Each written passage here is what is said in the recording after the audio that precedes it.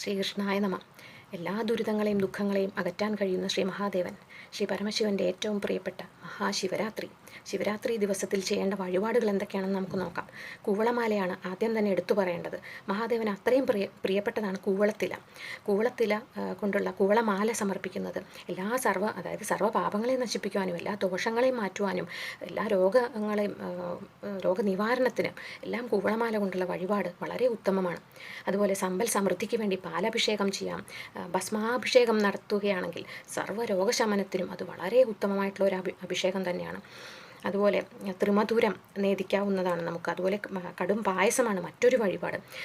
സർവാഭീഷ്ട ലബ്ധിക്ക് വേണ്ടിയിട്ട് എല്ലാ ആഗ്രഹങ്ങളും നടക്കുന്നതിന് വേണ്ടി കരിക്കഭിഷേകം വഴിപാട് നേരുന്നതും ഉത്തമമായിരിക്കും. ഇനി മക്കൾക്ക് ഉയർച്ച, നമ്മൾ മക്കൾക്ക് വേണ്ടി വഴിപാട് നടത്തുകയാണെങ്കിൽ ഏറ്റവും വളരെ ഉത്തമമായിട്ടുള്ളതാണ് പഞ്ചാമൃതം കൊണ്ടുള്ള അഭിഷേകം.